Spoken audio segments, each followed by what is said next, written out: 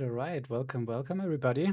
So with this, our streak ends, and I say hello to everyone joining the stream. Today we have a Vision live stream. It will last for about 1 hour, but we will see. And I also have a guest with me who I'm gonna call now and invite to the stream.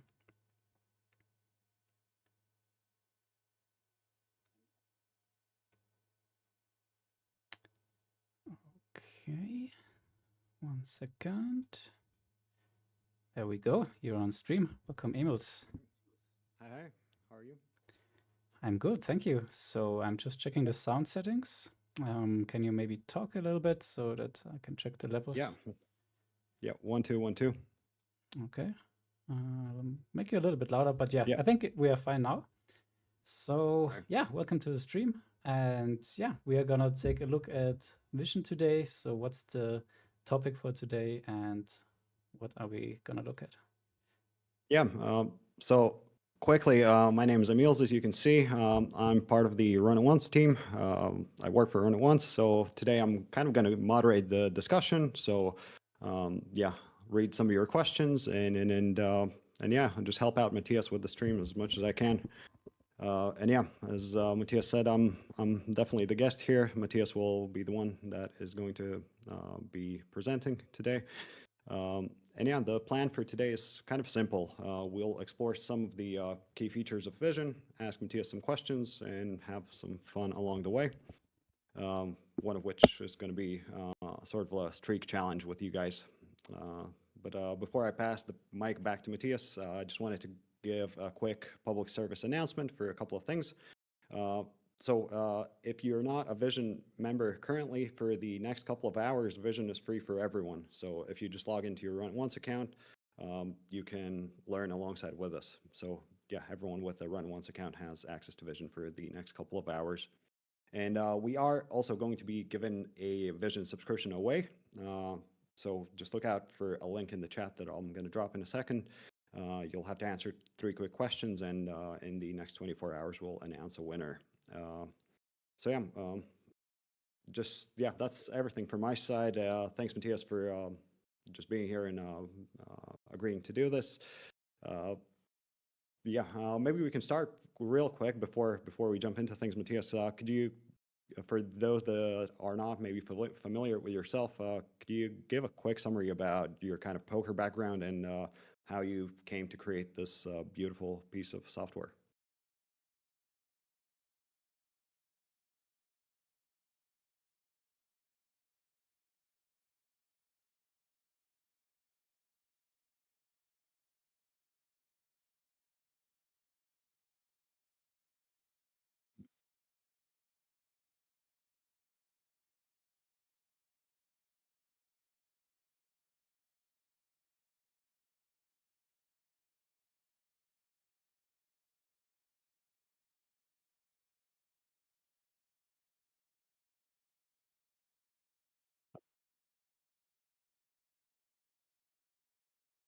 Yes. You appear to be muted. Sorry to interrupt you.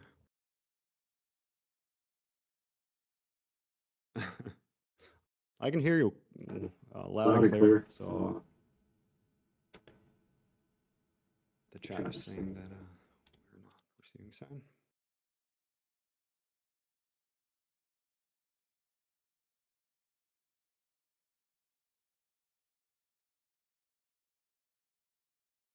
So in the meantime, you guys can jot down the time form and answer 3 quick questions, and yeah, participate in the giveaway.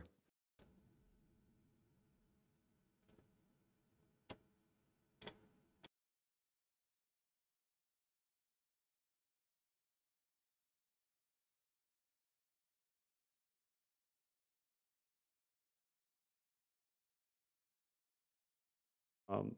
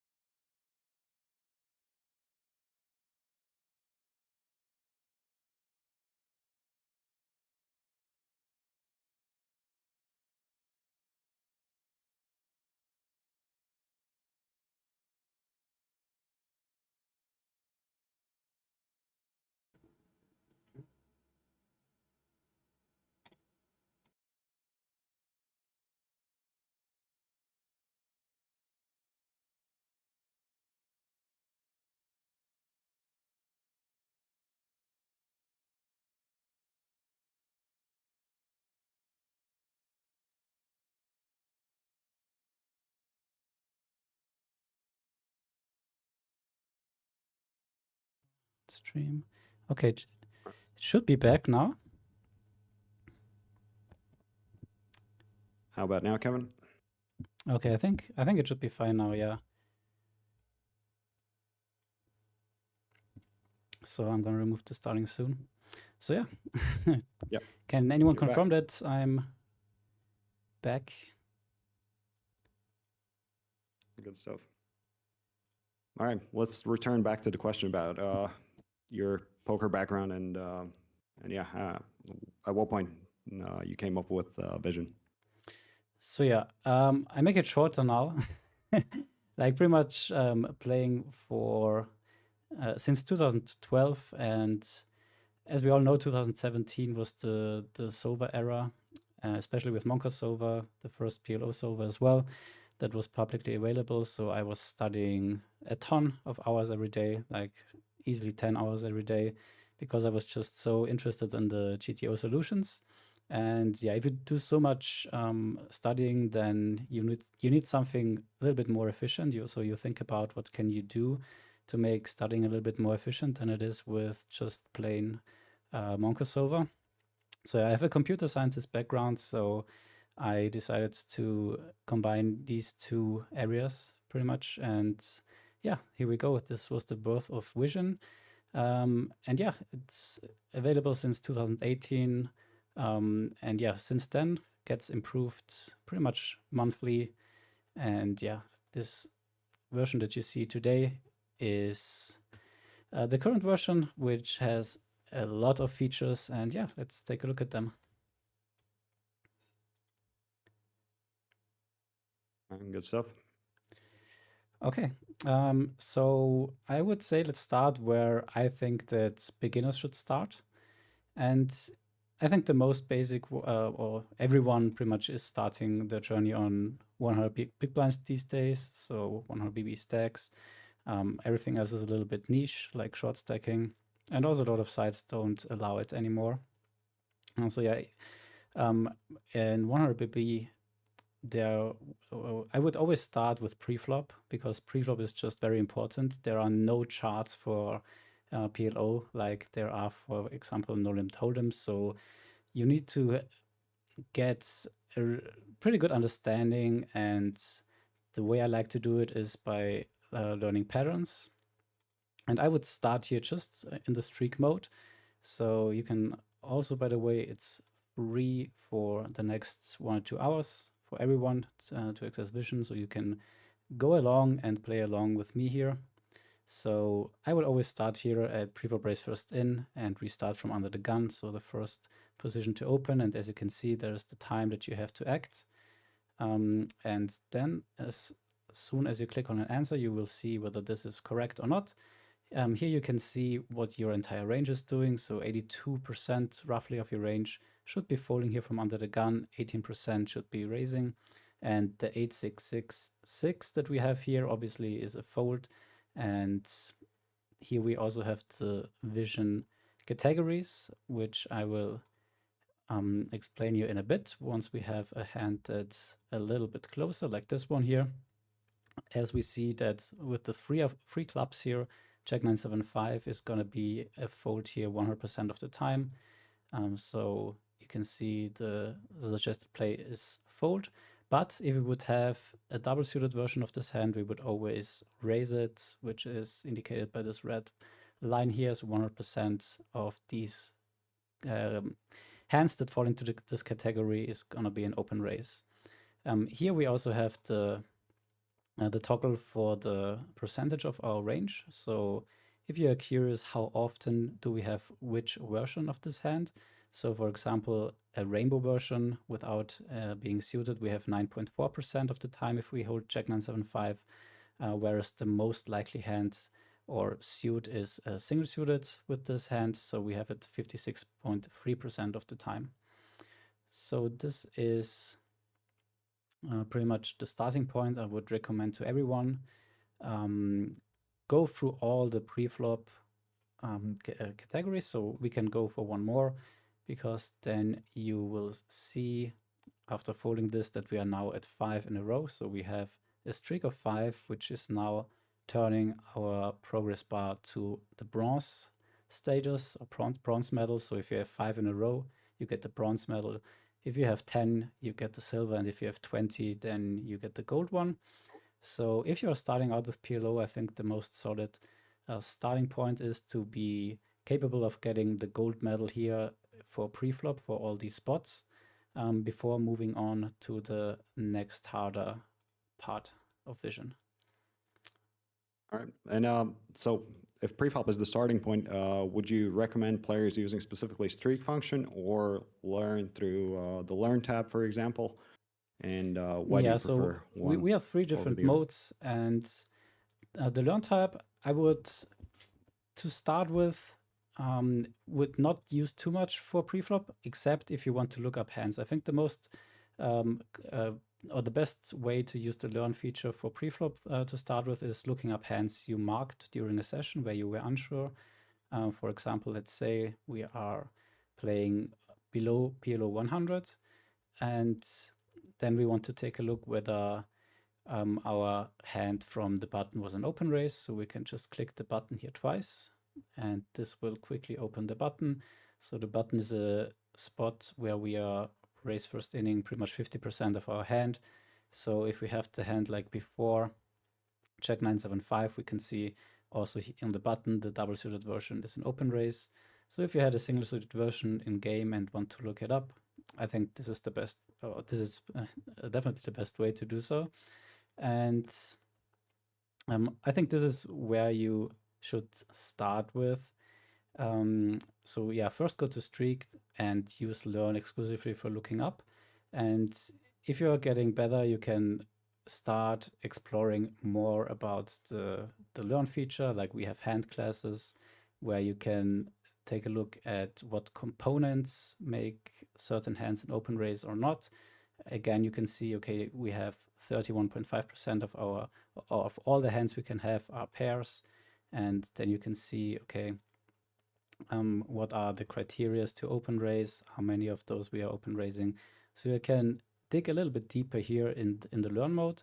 But yeah, to start out with, I would more suggest to get a rough feeling for every hand, or and every position rather. Because yeah, you can't I mean, yeah, with 4-card PLO, there are some patterns you can, or some specific hands you can learn by heart, but in general, I think it's way superior if you start learning patterns and get an understanding for this by that. And I think the next step then, after you completed the first streaks, is to go to the RFI trainer. And this is where things are getting serious as I speak. So this is pretty much level 2 for preflop learning. I will just show you for one example. And as you can see here, we have this ace check 8-6. And now we have to decide which position this hand is an open raise or not. There are also 3 difficulties. So I would suggest starting with normal. I will explain it in a second. So yeah, let's say ace check 8-6 is an open raise from the button, and from the cutoff, I'm very rusty in 4-card. So let's say also from the cutoff. And yeah, okay, we were right. And it's also an open raise from the small blind as well. And this is where difficulties come into play. So now we can go, for example, to normal difficulty. We started with hard. And if we are in normal, then the position that we got wrong is now removed. So now we only have 4 spots or 4 positions to think about. So yeah, the lower the difficulty, the less seats you have. So with hard, you also have the small blind, and with insane, you also have the big blind. So the big blind would be the decision against small blind limp, and the small blind is yeah, whether we are limping or raising, and in this case, which hands we are raising. So now it's easier. Now we only have to decide between 4 spots, and ace 8-8-2. Yeah, at most from the button. So I would say from the button. Okay, and it's also from the cutoff. So yeah, there we go. So you can see this is already one level higher than the streak, because if we had this hand in the streak where we started and we got it from under the gun, it would have been clear fold and we move on. But now we have to think about all the positions and where this position is in open race. So you can strengthen your preflop knowledge here step by step by moving up in difficulties. And as you can see here on the right hand side, there are reports. So these are all the hands that we had here during the stream. And we can say that we are toggling the correct answers. And now we can just click here at these hands that we got wrong. And then it brings us to the spot that we got wrong, and we can now repeat it again. And this time we know it's correct, and we can go to next. And this will lead us through all the hands that we got incorrect. So this is a very nice way if you're moving on, for example, from preflop to postflop, or quitting your session, or planning to start your session and quit your vision session rather. Yeah, then first you could go through all the incorrect answers. So any questions so far? Yeah, so there's some good feedback from Kevin, who is pretty excited about the product walkthrough so far. Some of the features he never knew that Vision had. So that is awesome. Kevin also asked, how important do you think it is to understand big blind no limp versus big blind limp strategy if you play PLO 200? At PLO 200, I think it's the first stake where it gets interesting to implement a limping strategy from the small blind. But you will realize quickly that we said before, let's go to 20. We should get to 20 for all the streaks, and you will quickly realize that the small blind with limping is super hard to get to 20. So I would say, as long as you are not stable here with this bubble, it's totally fine, especially in PLO 200, to go with a no limping strategy, because I think you will make more mistakes than you gain from it, and you add another layer to the post flop and to the game tree, because now you suddenly have limp checks post flop spots you need to practice and know how to play. Then you have limp raise call situations, and then you have the small blind raise and call from big blind. So yeah, you're just complicating the entire game tree. And yeah, I think PLO 200 is not really necessary to add this layer. I think it's way more important to be stable at the rest of the positions, and also on some of the basic post-flop stuff. All right. Kevin also had an earlier question about that kind of touched on this week's leaderboard challenge. So maybe can you quickly explain what our leaderboard challenges are? And yeah, Kevin Sure. asked if MTT Big Blind Only is available for certain vision plans. Okay, so yeah, you will always see, if you're going and click on this trophy here, this will always show you how other users are performing. Like we have here for the for the 6max MTT BB anti. So always the thing that we select here. So for example, if we have 100 BB here and take a look at the leaderboard, you can see that this guy Quacker here is in the lead with 90 points, and the points are from all the various spots that you have in Vision. So as you can see here, preflop raise first in under the gun is exactly this bubble here, we call it. So if we take a look at this, you can see, okay, 51 is the record for this month at the 100 BB preflop under the gun raise first in. You can also take a look at the all-time record. So if you're want to see what is a really good score and when can you consider yourself really good at one or the other spots, then yeah, go to all time and see how good everyone is, or the top 5 is. I'm in position 42 with 112 in a row. So yeah, a lot of hardcore grinders, I would say. So if you can compete here and are in the top 50, maybe you can consider yourself being good. I hope, at least. So yeah, these are the overall leaders, and then we also have the weekly challenge. And the weekly challenge runs from Monday to Monday. You can see here it ends in 3 days. And the first place on this weekly challenge leaderboard is getting a free month of Vision. So at the moment, the score to beat, you can also try it, is in the spots for MTT, 4-card, pre-flop race, first facing race button. So the thing I practiced before the stream started. And we can see here 64 is at the moment the free month and the score to beat. So if you want to try it out yourself, go to MTT BBNT, and yeah, you can see always the weekly challenge being highlighted here. And yeah, just click on the button and you will participate automatically. And yeah, good luck getting a higher streak here than 64. All right, good stuff. So Kevin had a very good question here. He's watched MTs from the ground ups PLO series, and MT had mentioned adjustments to GTO ranges due to players playing much looser than optimal. So yeah, how would you adjust your learning using Vision based on that information? Yeah, so I would say always start with GTO and then think about how the environment you're playing in is behaving differently from this. So GTO is always the starting point, and this is also Vision. And then the looser the game gets, the tighter you have to be. So it's always pretty much the answer against loose players is being tighter. The answer against tight players is being looser.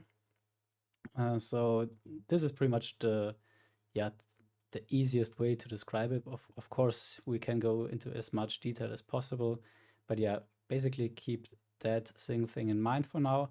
And also, if the rake environment is higher, then be tighter. If the rake environment, example for in MTTs, then you can play looser. So yeah, this is, I think, what we can what we can say now within very little time. Everything else, I think, yeah, is gonna take too much time. Except for if you have a very specific question, of course, I can answer it. Oh, yeah, those are great recommendations in general. Kevin also asked an interesting question here for people who are trying to get as good as possible at PLO. How much time would you spend between studying and using Vision versus actually playing the game, especially in the beginning stages? How would you, Yeah, that's that? always the most asked question I think there is, and I think it's very individual for everyone. Like, I was always the study type, so back when I played, there was these Zoom tables, and I think I played like 5-minute sessions and then did 2 hours of analyzing and studying pretty much every hand I played, so that I can be very certain that I didn't make a mistake, or I was already too curious after 5 minutes. Like I had to know, like, was this correct? Was this wrong? So yeah, I think my playing ratio was very low compared to what is recommended. But yeah, I think there is also the other type of players, and I think it's even the majority who just don't like to study and always just want to play. So yeah, I mean, I think it's always important to have a certain volume to be, to know whether you're a winning player or not. Because if you're not a winning player, then definitely study for now, and try to get very good in studying. And Vision is also very nice because we have these leaderboards, so you can compare yourself to others, and you can, pretty much guess how good you are at certain topics. So yeah, I think this is gives you a good idea then, if you are studying too much, like if you are on top of the leaderboards everywhere, then I think you're good to go and play more. But yeah, if you're still struggling with getting like 10, 20 in a row for pre-flop spots, then definitely study more. So yeah, it's again not easy to answer this very quickly. But yeah, if you're starting out, then definitely study more at first, and yeah, the better you get. And it's also a thing of whether you're feeling comfortable or not playing, right? Like I used to have sessions where I started and I can play 4 hours because I think I play very nice. And then I have sessions where I play for half an hour and I think like, man, I have no idea what I'm doing today. Like, is this even is this a thing? And yeah, then I have to take a look at Vision and yeah, get an idea whether I'm doing fine or I have to study certain spots again. Yeah, again, a very tough and individual question, I think, but very nice question indeed. No, yeah, I mean, it's a great response as well. And I mean, do you think your natural curiosity for the game was part of the reason why? Well, one is you created Vision, and two, achieve well success at PLO. Yeah, I think so. And a lot of the features come from me wanting to be more efficient and wanting to study and learn things easier. So yeah, this definitely also comes into play. Kevin asks, are there any specific hand components that you would value more against loose players? He mentions that kind of, I assume he asked for like general heuristics on what hand types you would be more inclined to play against looser opponents. Yes, definitely. Like there are certain hand types that only have value or only make it into, for example, free betting ranges because they have fold equity. And those are mostly hands like rundowns. So if you have even hands like I think check 987, check 975 are free bets small round versus button or button versus cutoff. So yeah, just think about like what is the main component of your hand that makes the hand playable? Is it like playability? Is it raw equity? So you can use equity calculation tools like we have one at Run It Once. I think emails maybe you can link it in the chat. It's called the PLO calculator from Run It Once, and yeah, so the better the raw equity is, the higher you should value the hand against loose players. And hands with little raw equity are hands like rundowns, like 4, 5, 6, 7, or the one I named before. They just aren't playable because of the equity, but a lot of for the pre-flop fold equity, and also, of course, for a little bit of balancing of your range. But yeah, you shouldn't take care too much. And also, of course, high pairs, everything that is pretty much dominating loose ranges is getting higher valued. So you can play more kings, for example, because if you hit a set, then you're just better. And for example, if we're talking about loose games in general, like where we have a lot of multi-way pots, these things matter even more. So domination aspects, so high cards, high pairs are increasing in value, whereas rundowns decrease in value on loser tables. And the opposite for tight tables. I mean, not the opposite, because high cards are still very strong in high pairs. But for tighter games, you have to add more hands to your range, and yeah, then you can go more into the department of not so well connected high cards and high pairs, and also more rundowns. All right. One more question here before we continue.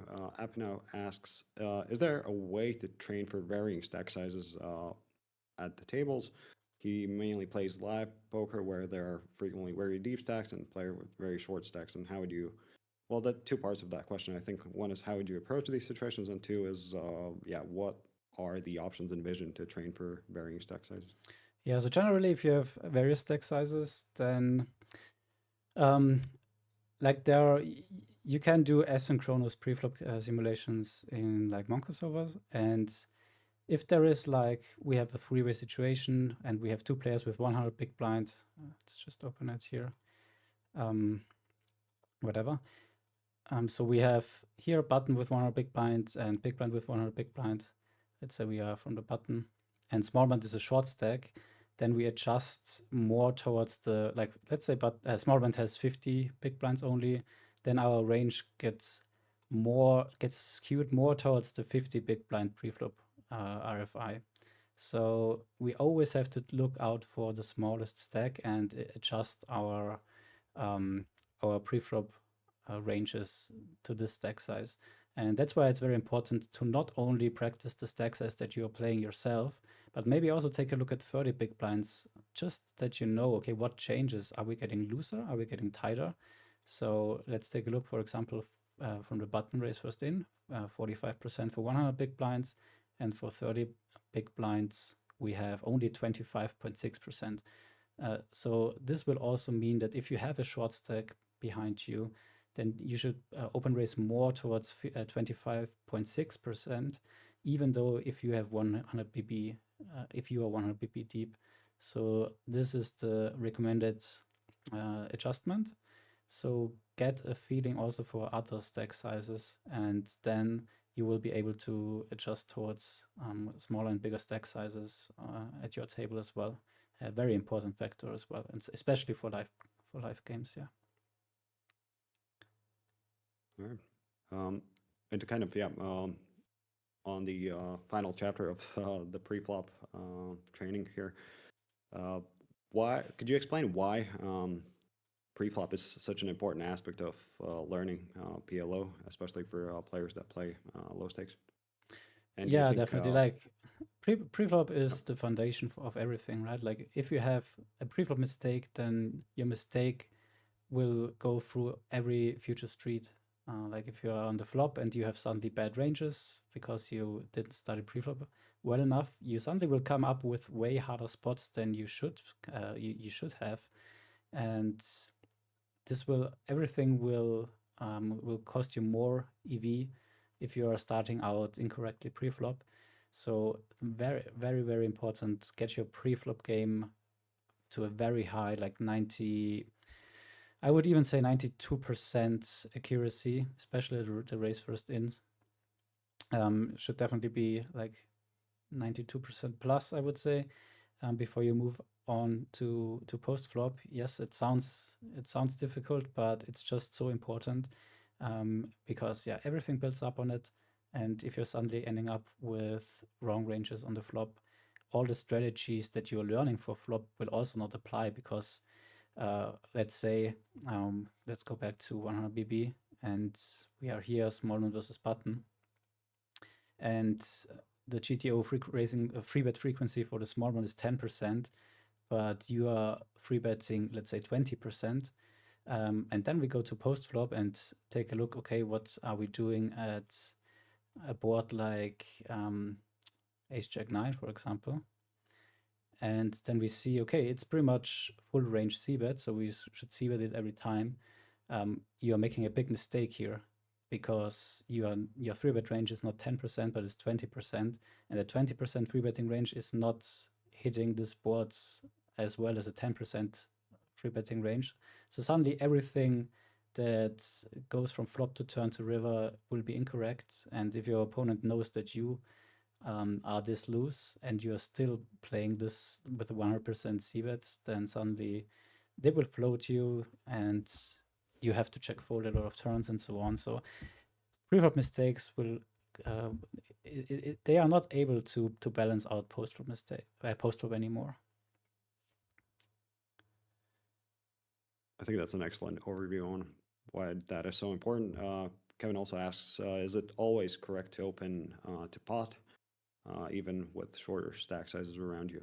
Yeah, like does rake affect that? Whenever I do a new, or I add a new stack size, or I add new spots, I will always do a very thorough analysis of when or what is the best bet size in a certain spot. How much EV do you lose if you're simplifying down to one bet size? And even for 30 BB, it's still better to open full pot pre-flop from every position than go for a smaller open raise sizing. So that's something a lot of people don't know, I think, because I still see people open raising smaller if there's a short stack somewhere. But yeah, in reality, they should just open raise tighter. But I think they want to compensate and raise smaller and raise the smaller sizing with their range they know and they are comfortable to play with, instead of learning how they should in fact adjust to a small stack by tightening up a little bit. So yeah, these open raises are not are correct, and the main reason behind this is the rake. So all of these preflop simulations are for cash games, and these are for MTTs or no rake preflop sites. But for example, if we switch to MTT with big blind antes and then go to 30 big blinds, then suddenly you see that there is not pot open raise as the preferred sizing, but suddenly there is 2.5x as the preferred sizing, simply because there is no rake. And if there is no rake, you can call more, you can open raise more. So yeah, also the big blind's defense will be very loose here. As you can see, we are only folding 2.2% in the big blind because there is also ante on top, so dead money on top, plus a non-pot raise sizing is just resulting in a very, very, very low big blind folding frequency. Like if you compare this to a high rake environment for 30 big blinds, we can refresh here. So before we had 2.2 fold, and now we have 64.7% fold. So the 1 BB higher open raise size plus the missing BB ante is now suddenly making us fold like more than 60% more. And yeah, that's also, again, from the question we had before, like how to adjust to various environments. You just have to know these things and yeah, the theoretical implications of certain rake environments, raise sizes, stack sizes, players being tighter, being looser, and yeah, then construct your game and ranges according to it. All right, excellent. Jason asked about pre-flop cheat sheets on round once. Jason, could you clarify what kind of types of information are you looking for? I cannot think about too many cheat sheets for PLO. Like it's not like No Limit Hold'em, as I've mentioned in the beginning, where you just have your charts that you can refer to. It's just way too many hands, even in 4-card PLO. So cheat sheets like this will not really work. But I'm not sure what else you would refer to. Yeah, so yeah, if Jason kind of clarified on types of hands from positions, perhaps, but for that, I would really suggest using Vision. You can look at hand classes. Yeah, as Matthias just earlier in the stream showed, the streak functionality is really good to kind of recognize the patterns for your hands. And charts are not really, I don't think charts are a thing for PLO because the combinations are just so many. Yeah, like charts are pretty much a help to not have to remember hands. But yeah, for PLO, you rather want to learn patterns to not have to use charts, I would say. So Yeah. everything PLO is all about patterns, pattern Yeah, learning. and just to remind you, sorry, yeah, didn't mean to interrupt. Vision is pretty much designed to make exactly this the easiest possible to learn the patterns. Yeah, exactly. And Jason, for the next hour or so, Vision is free for everyone. So yeah, you can try it out, test out the streak functionality, and yeah, see if yeah, learning PLO with Vision is for you. And I think this is a good time to quickly remind you guys that we're also doing a giveaway for one Vision membership. So just fill out the type form that I just posted in the chat. Kevin asked about how are essentially ranges constructed pre-flop, I believe. Is playability on futures trees accounted in the solutions? And Kevin says that he thinks that a bottom 5% hand seems extremely hard to navigate post-flop. And so yeah, kind of a question about how are ranges constructed. Yeah, again, very hard to answer, I think. Like, I can't really think of of a very easy answer that I can share in a timely fashion. But yeah, I mean, there are like, how should I say it? There are like very, very strong components. Let's go back to a very basic one. And like a pattern here that you can have here is ace with 2 Broadway cards. And that here you can see like what are the important side cards and components for this hand. So let's make it quite bad. Like ace king 10 6 is, I think, the worst version of this hand type. And we can see, okay, yeah, we have the double suited version and the single suited version being an open raise from under the gun. And then if we are suited to exactly the king, it's also good enough. So this already shows us, okay, a high suit is very important. And then already the lower suit is not good enough. And also if we have ace with, or if we have 3 of a suit, it's never good enough, even suited to the ace. So I can immediately see, okay, it's worse to have 3 of a suit than having a weaker suit like the king high, but only 2 of them. So this is going to be the first pattern I now learned, and I can this I can apply for, I think, pretty much every spot now. We can also take a look at ace queen 10 6, and then we see whether the queen is already still good enough, and we see no. So it was exclusively the king. So the second nut flush draw potential for under the gun is just barely good enough. Then I can go to the next position and see what changes from under the gun to middle position. And now I see, okay, suddenly this hand is an open raise with pretty much all versions except for the rainbow ones and the 4 of a suit. So this again tells me, okay, it's way worse to have 4 of a suit than have 3 of a suit. So again, the same pattern that we had before. Having an additional suit card is very bad. And yeah, like this, you can go from position to position, do this with various hands. And yeah, I think this is one good way to learn basic patterns in Vision. Awesome. And all right, if we move a bit on from pre-flop, what would be kind of your next steps to build out like a solid game post-flop using Vision? Sure. So for post-flop, I think I've sent you the recommended study time, because if we go to post-flop and you're getting pretty much a little bit overwhelmed, I would say, with options that you have here on the left-hand panel. So for example, if we go to 100 BB single raise pot, a very basic situation that we will face, we have here 1, 2, 3, 4, 5, 6, 7, 8, a lot of spots to choose from. So where to start from, right? And yeah, I think Emils has linked you as to the Vision Discord, where I have posted the recommended study times for all the spots that we have here. And it turns out that button versus big blind is the most important post-flop spot to study. So for the single raise pot.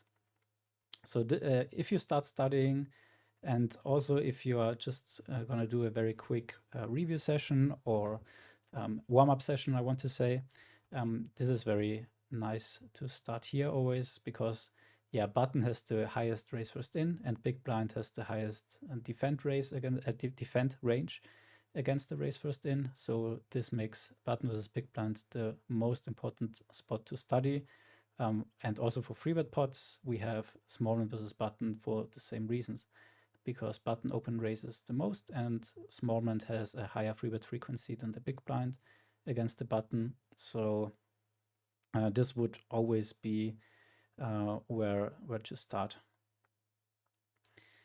Okay. And yeah. And if you have any, let's say you've just played a session, you've marked a few hands that you've might have misplayed. How would you go about kind of reviewing your play after a session?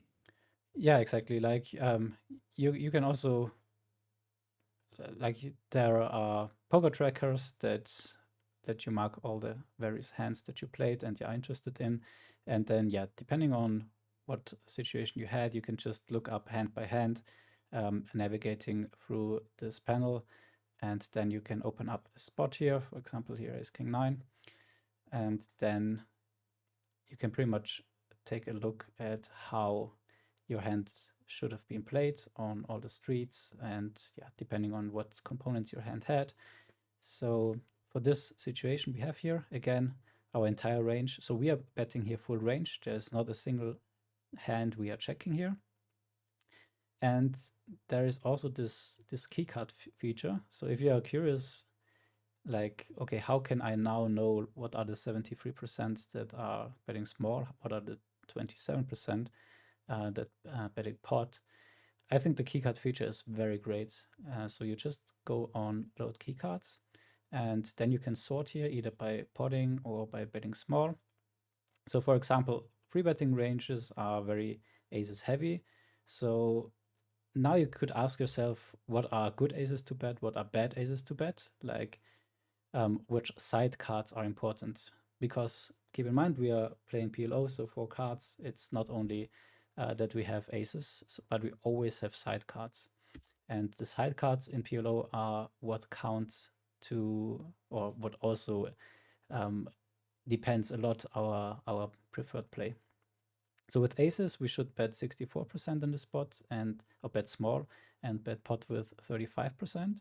So what are now good side cards to pot with? And we can see 5, 2, 6, 4. These are all diamonds.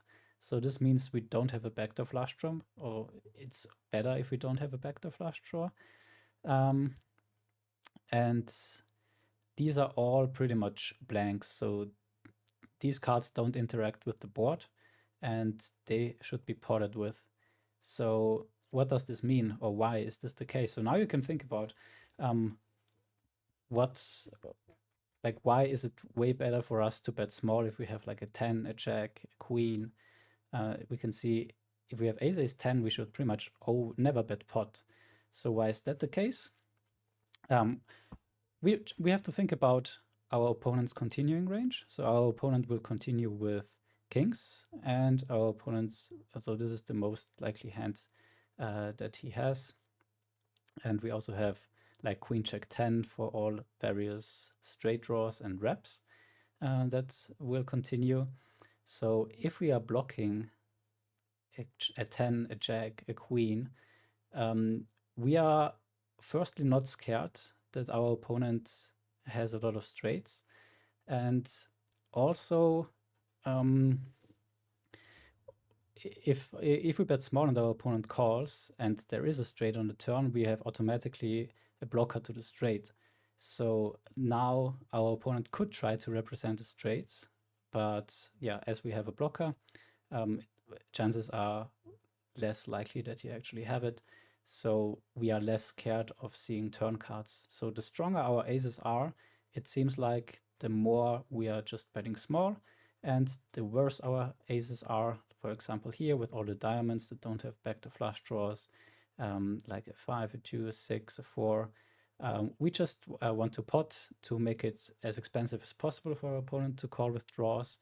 And yeah, that's pretty much a quick look at how keycards work. You can also then go farther into this. For example, okay, then we can see 8-5, 9-5. So ace 8-5, ace 7-5, 6-5. Just confirms what we just said. Not having any interaction with the board, with the continuing range of our opponent, is better for us to pot. So also protection factor.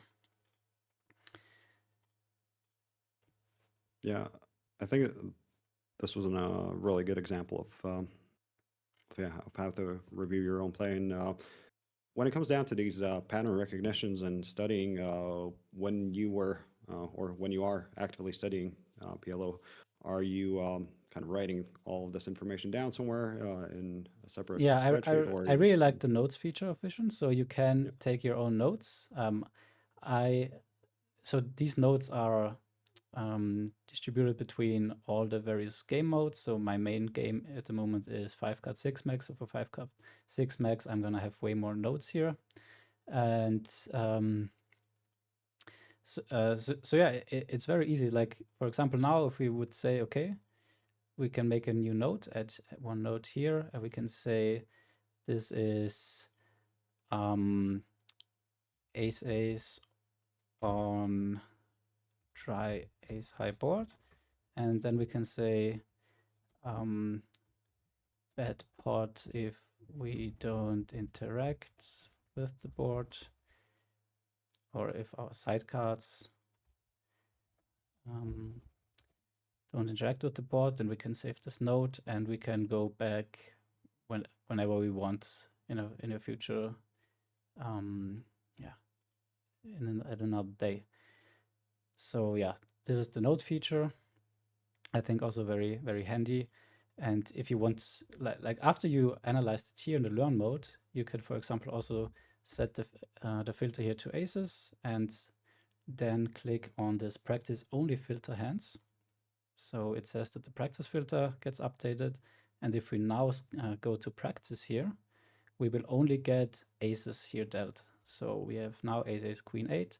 And I would say this is a half pot. As we learned, if we have like a queen, check 10, it's as a side card, it's very good to go small. And yeah, in fact, we only pot 3% of this category, or of ace, ace, queen, 8 in general. So yeah, we already learned a lot here. And if we would just go to practice and have this hand, we would maybe just be blindly guessing here, because we we would wonder if we had like a hand. Okay, this is a weird one, or a harder one, because now we have a king, so we block kings, but again we don't block queen check 10, as I said. And yeah, if we don't block queen check 10, we do a lot of potting, 67%, and our range only does 27% of the time. So yeah, queen check 10 should be very important. And yeah, now I don't wonder that I am wrong here and it's a pot. But if I would have just encountered the spot and it tells me that I should pot with ace, ace, king for a very strong hand, then I would maybe think like, how can this be the case? But now that I did the analysis before, I know, okay, yeah, it's because we are not having a queen check or a 10. All right, excellent. And quickly, could you demonstrate how you would use the equity graphs? Yeah, equity graphs. Maybe let's. Oh, we are only practicing aces here. We can remove the filter if we want to, and now we also have other hands. So this might also be an interesting one. Here again, we have jack and 10, so pretty likely that we are going to bet small. And if we are now going and click on the equity graph, it will immediately show us how high up in our range this ace, king, jack 10 hand is. So it's, I would say, about 60 top 30%, top 40%. So not super high, not super low. But yeah, here we can see our best hands have like this is the equity on this axis. So our best hands have like 95% equity. Button's best hands have also on average, way lower. Like we can see at the bottom here. Let me just find it so that I can show you. Okay. At the bottom here, that kings have a decent amount of equity, like against everything that's not aces. And also button has some aces. So this is the very high equity amount of button. But pretty much throughout the entire hand percentile, so all the hands we can have, even the worst hands, there is like no area where button has an advantage. Like being at the medium strong hands, at the not so strong hands, it's always the small blind that has extremely high equity advantage. Like I can also show you another example to show you how close it usually is. But that explains why we are not checking anything here, because we are just so like our range advantage is just so high as we can see on average, we have 68% equity here on average with our range against button range. So yeah, just a very, very good board for our free betting range. And yeah, therefore it's clear that we always bet. And here we can also see what are the fractions of our hands that will pot and what are the ones that bet small. So we can see most of our weaker hands we are potting. A lot of the middling hands we are doing small. We are betting small checks. There are none pretty much. So yeah, the middle range is more like for betting small, but we already know the patterns themselves now. So for this spot, I think the analysis we did before is way better. But yeah, the equity graph, I would say, is a very advanced feature, and you should already be knowing what you do to get the maximum out of it. I think to start with, yeah, you should go more with features like key cards and the things I also explained to you. It's also interesting here. You can, after answering, you can click on the villain hand. So this will generate a hand that our opponent is holding here, and it shows our equity against this specific hand with the hand we are holding. And we can also check like what is villain's play with the hands they are holding if they are to act. So yeah, this is also a pretty nice way to get an understanding or a feeling like what is our opponent doing, and also what are we doing if we would be in his shoes, her shoes. Yeah, exactly. One of the features that I love about Vision as well. Yeah, to kind of but yeah, gives you a feel we of range. I think we went now a very far way from how to start out post flop to very, very specific details. So the way I would really start out is to take a look at the overview feature of Vision. So you're just starting with the button versus small blind free bet pot, because this is the most important spot, as we learned, to study with, and then go to the overview. And now you can see how is our free betting range from the small blind playing on all various boards. So this is the distribution of checking, betting small, and potting of over all the 223 unpaired boards in Vision. So we immediately see what are the worst boards for the free better against the button. And we can see it's King 6-5, 10-7-5. So again, we have to look out for patterns. So what is the pattern here? If we are taking a look at the worst boards for small blind, maybe maybe you can see a pattern here, like what are the boards that we are not really happy to see. Yeah, boards containing some connected cards, some flush draws. Yeah, especially medium connected cards. Medium connected, yeah. So 6-5, 7-5, 7-5, 7-6, 7-6, 6-5, and so on. So if you see two cards between 8 and 5, it's pretty likely that it's not our favorite board to see bet, and that we definitely also need to implement good and balanced checking ranges. And yeah, we can also see at the other side a little bit easier to recognize even the pattern, like what are the best boards to bet. We already looked at one. And yeah, Emil's hands containing high cards. Definitely all ace high boards. Like we can also filter for, let's say, what are the ace high boards, and we can see, okay, on ace high boards, no matter what the other two cards are, we are only checking 9%. We could click here and see what are the worst boards, the ace high boards for us. And again, it's 6-5, 6-5, 7-5, 7-5. So we again have the same pattern, even for the ace high boards. And yeah, this way we can dig deeper and deeper, and we will very easily figure out patterns that will make our life way easier. Because yeah, if we have an ace 10-9 board, we don't have to think about checking anymore. So this makes our lives pretty easy. And then again, we can see what are the ace high boards that like to pot the most. And we can see it's all the boards where the ace is suited. This is because we are not having a flush draw on top here on these boards if we have aces. So we need more protection.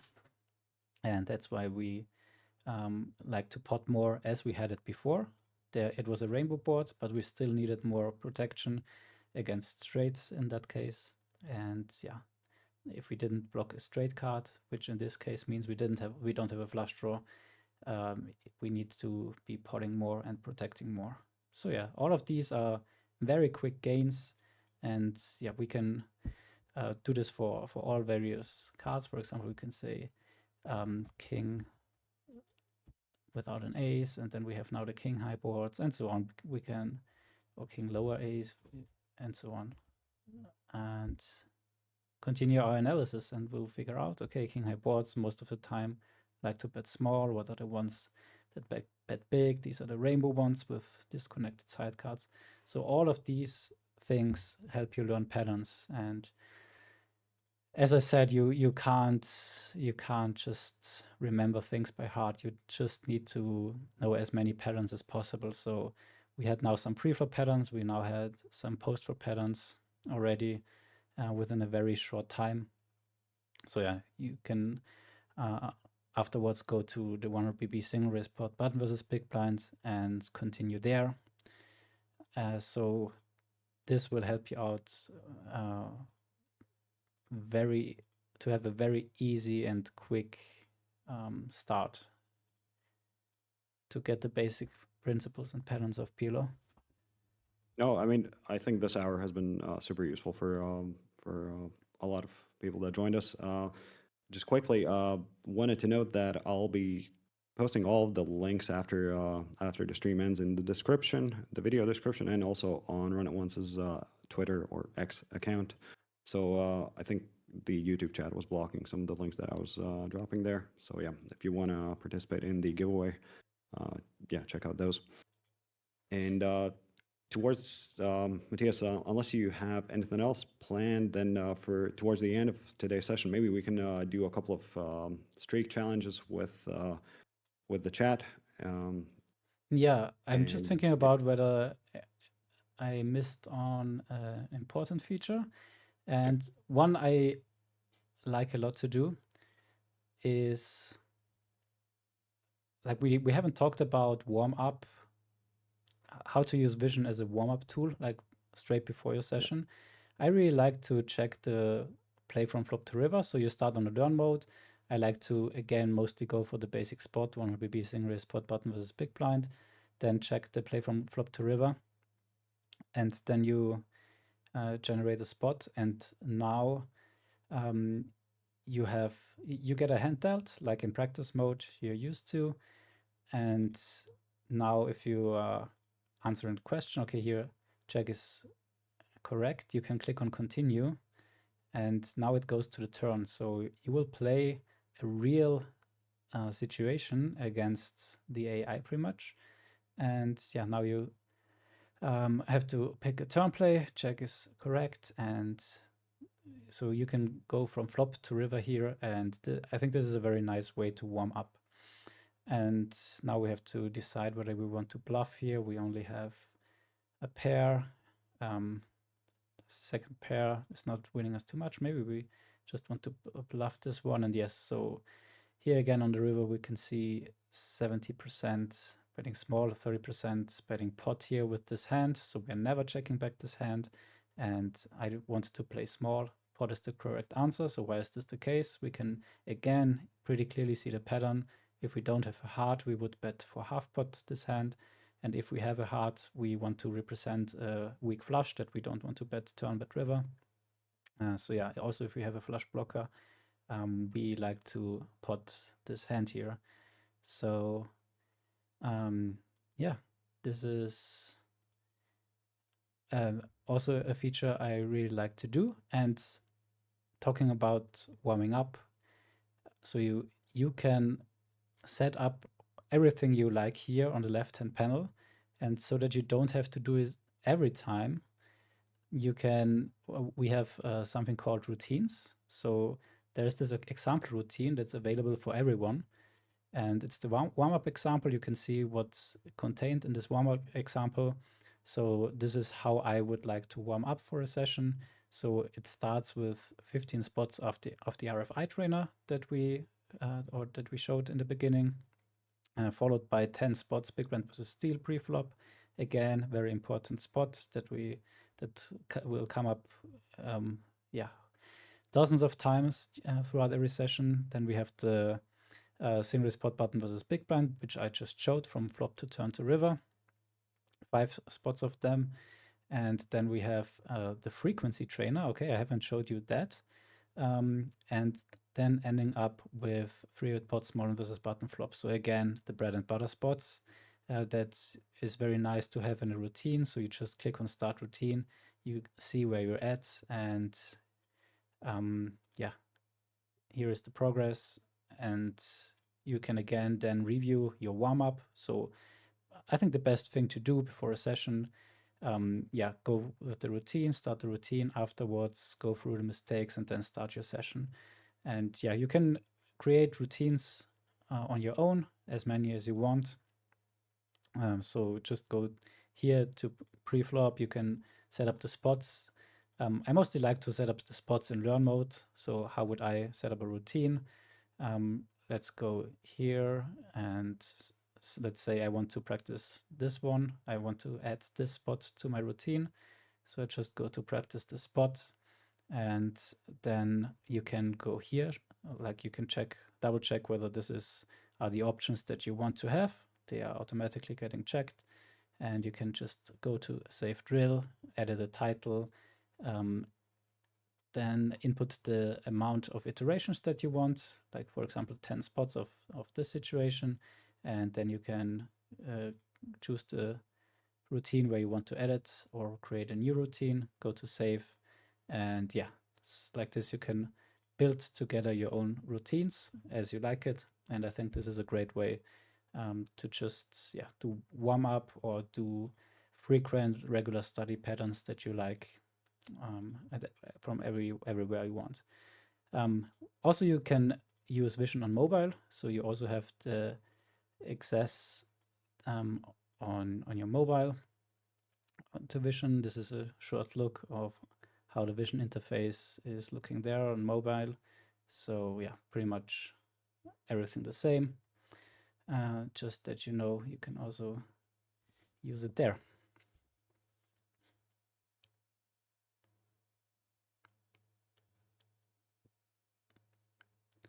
And I think these are now the most. I mean, you can also add custom simulations, but this is a whole other rabbit hole, I would say. So if you're using MongoSolver yourself, if you have very specific ranges, spots, you can also import them there. And then you have your own library of your custom saved spots. You can also add nodes to them. So if you trust your own sims more, or if you want to add sims that are not in Vision, you can do it over this. But there's also going to be a link to a tutorial series where everything about the custom sims is also explained in its own video series. So this is another deep topic that would now need too much time to explain in detail. Scott had missed the feature where you play from pre-flop to river and trainer. Could you just refresh Scott's memory real quick on? So I would always start here and pick the situation that you want.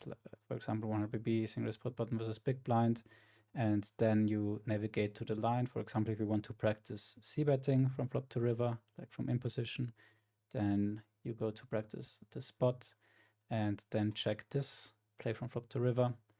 And if you now generate a board, it will always go there from flop to river. Oh, I guess Scott asked if he can play the hand from pre-flop. Which No, you can't go possible, from yeah. preflop to river. So preflop and postflop are separated. Yep. All right. I think I mean, that gave us it's mostly because postflop is ran for a specific rake environment, and yeah, if you would go, or if you play like preflop less than PLO 100, there might be some hands for postflop that are not in your preflop range, and yeah, then it would get weird. So yeah, I would play preflop and postflop mostly isolated, and I don't think that there is a big disadvantage to have them isolated, because whenever you're playing postflop, you should know how to play preflop anyway. And if not, you should study preflop isolated, I think. and hit that 92%. Hit that 92% plus. Yeah. And yeah, just a quick reminder, guys, Vision is still free for everyone for another hour or so. So yeah, check it out for yourself if you're not a Vision member already. Yeah. Yeah. So should we hit a couple of streak spots? I know there's a bit of a delay, but I think we can still have some fun. Sure. Tell me what you want to practice. I think we could start with pre-flop, right? All right. Just so what do we want to practice? Preflop? Like preflop is starting here, goes all over there. So yeah, there's a lot for you to study and choose. well, let's do all spots. Do all the spots. Yeah, I think that's all right. so we can see how. So yeah, the top left always tells you the current situation. So this is cutoff versus middle position, and yeah, middle position open raised, check 5-3-3. As we are doing streak, we are limited on time if we care about our streak. So a little bit of a cheating prevention. So yeah, King 9-8-7 is also going to be a fold. And yeah, while you're doing this, it's always, I think, important, like if you are sure about this certain hand, to think about what would I do with double suited. And as we can see here, double suited would be an open raise here every time. So yeah. Would you ever change the side cards as well while you're doing this? Yeah, sure. I mean, maybe not in streak. I'd rather do it in practice, because streak is a little bit it's too competitive. Like I definitely want to focus that I don't lose my streak. So there's not too much time to think about the other things. But yeah, during your practice, for sure. And here again, we see King 8-7 against the big blind 3-bet. We learned that if we had them rainbow, we would fold them. So this is what I mean. It's not enough if you just know how a hand plays. You always want to get the big picture, and I think this is something that Vision does really well with this category view, that you always get the big picture and can answer all your questions, all the questions you have at the spot. For example, what if we had, like now I do what you asked me before.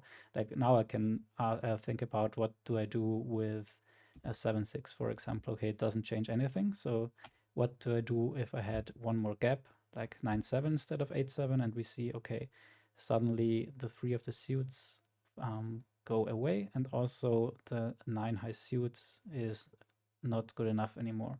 So this all helps to get an understanding of how important is the 8-7 no gap connection.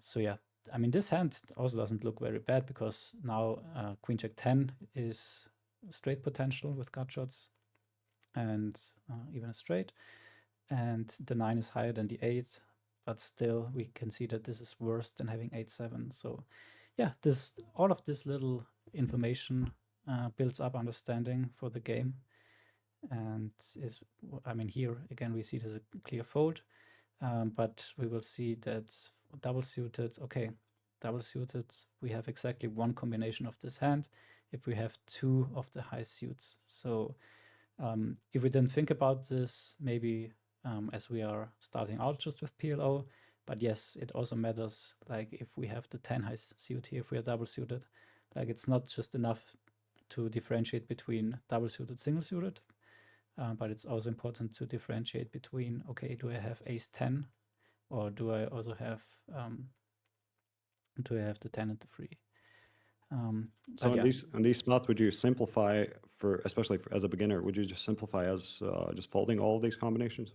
It's definitely no big deal at all. So yeah, you can also very well fold this, because there's never pretty much this. Yeah, this is now a very big mistake, because we have different rake structures, we have different open raise sizes from under the gun. So yeah, it's just to get an understanding, a rough understanding. You will never realize or recognize, I think, for example, here the 10-3 is a call and the 10-7 is a fold. So this is not something you will ever remember like 10 minutes from now anymore. So yeah, but you can register it. You can register, okay, it's better to have a small, to only block the 3 of spades than block the 7 of spades. If we have the 7 of spades, then we can't dominate with the 10 high flush that we might hit anymore against like 7-6 suited or 7-5 suited and so on. But yeah, this is not something where you should remember, okay, 10-3 is a call and 10-7 is a fold. That should not be what you take away from learning this now. So always keep in mind, don't look too much on the hands, but take a look at the pattern and then try to understand the pattern. Let's see if we can hit 10 in a row here. Oh, so this is now 4 bets. So we get 4 bets from under the gun. And this is actually a fold. Okay. So we see, okay, 4-bet range from under the gun is going to be very aces heavy. So having an ace might not be the best for us, especially if we have the 10-10 on top. But yeah, again, we can check, is it the gap? Maybe. Nope, it's not the gap here. Ace 10-10 jack is also a fold. So it definitely has to do with having the ace and the pocket pair. So what? Okay, I don't think we 3-bet king 10-10-8. That's why it says you should never have it in the spot. But we can also, for example, only take a look at ace 10-10 if there is anything. Maybe we say no aces. And we can see, okay, no ace 10-10 is ever calling here against the 4-bet. So it's definitely the pocket pair that we don't want to have here in this situation. So if we now change the pocket pair to like ace 10-9-8, we can see that it's, yeah, pretty much always a call. We again see that the lower flush is not ideal, but still it's good enough. So yeah, having the pocket pair here is bad. And then we can move on and say, okay, what is if we have a gap? And suddenly this is becoming a 100% fold.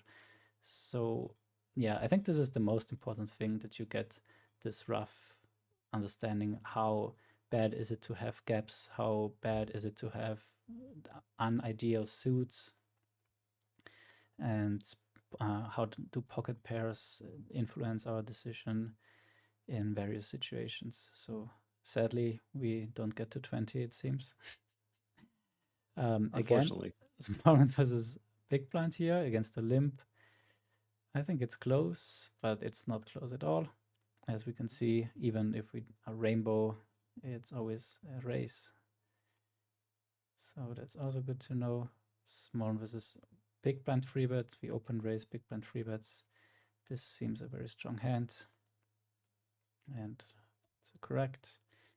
Cutoff raise first in. I see no connection or no suits, no good suit, so I would fold. But as we can see here, even the 3 deuce is good enough as a suit. Only if we would be rainbow, it's a fold. So we can see having a little bit of a flush draw with kings on top is already good enough to open raise. Whereas if we wouldn't have a flush draw at all, or flush draw possibility, then this hand would become a fold. So again, something to, yeah, remember as a pattern. Big blind versus a 4-bet should be a fold. Again, we learned this before. This is a very similar pattern. We had the ace 10-10-8. Now this time we have ace king king 4, which is less connected, so should definitely fall into a similar or even worse category. Okay, let's finish the streak, and I think that's good then. King check 8-4. Let's raise. Yeah. was a question. Oh yeah. Yeah. We are We using up reopened our it. time bank, but Yeah. yeah, it's correct. Sorry, I'm on a bit of a delay here. Oh, you're on it. Yeah, sure. It's, Visually. you're looking at the stream. I understand. Okay, I try it on my own then, I guess. Okay. But again, we see that it's double suited, but it's fine to have the king jack and the 8-4 suited. Single suited would have been a fold already. So yeah. Ace queen 6-6. I think it's a fold with it without the ace high suit, and that's correct. So ace high suit is an open raise, but not if we have 3 of the suit. So only with 2 of a suit and double suited. Small blind again versus a big blind 3-bet. Connected single suited should be fine. And even a possibility to 4-bet. Again, the question from before, when should we 4-bet this, when not? And I think, yeah, this hand does not have to be 4-bet here if we know that our opponent is not folding against 4.